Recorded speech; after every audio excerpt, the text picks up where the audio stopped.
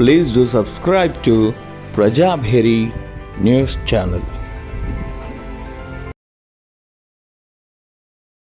సాధనే ధ్యేయంగా స్వరాష్ట్రం కోసం జరిగినటువంటి ఉద్యమంలో తెలంగాణ కోసం కేసీఆర్ గారిలో పలు రైల్వే కేసులు, పోలీస్ స్టేషన్లలో కేసులు ఎదుర్కొని రిమాండ్ అయ్యి జైళ్లలో మగ్గడం జరిగింది.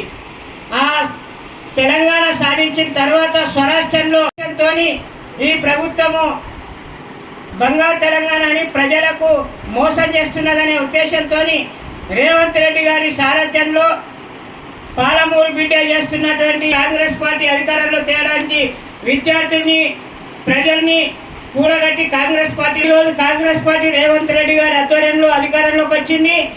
మా జిల్లా అందులో ఉపాధ్యక్షుడిగా మా కళాశాలలో చదివినటువంటి మహేష్ కుమార్ గౌడ్ గారు పెద్ద నిజామాబాద్ పట్టణము. నా యొక్క చదువు BA LLB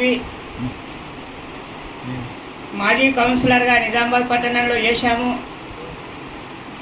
నిజామాబాద్ పట్టణంలో హై స్కూల్ చదువుతున్నప్పటి నుంచి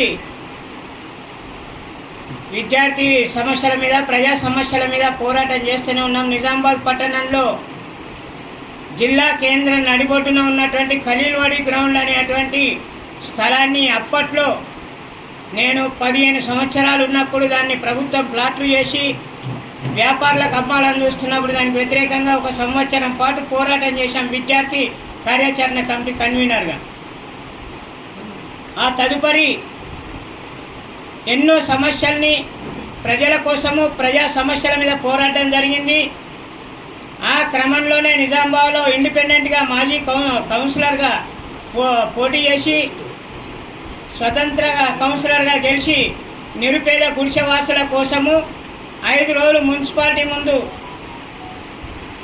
జిల్లా కేంద్రంలో ఆమరణ నిరాదీక్ష చేసి 1800 మంది నిరుపేదలకు పట్టాలు ఇప్పించడం జరిగింది.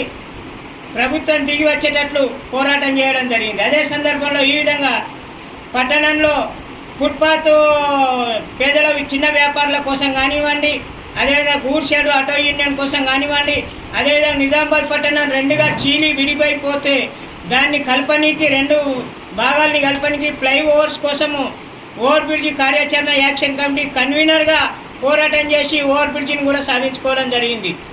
అదేవిధంగా నిజామాబాద్ పట్టణంలో మెడికల్ కాలేజీ కోసం కొట్లాడి మెడికల్ కాలేజీ రావడానికి ఖలీల్వాడి గ్రౌండ్లో హాస్పిటల్, ప్రభుత్వ ఆసుపత్రులు 7 అంతస్తులతో నిర్మాణం జరిగి పాత హాస్పిటల్ దాని పక్కనే మెడికల్ కాలేజీ రావడానికి ఈ విధంగా ప్రజా సమస్యల పైన పోరాటం చేస్తూ ఈరోజు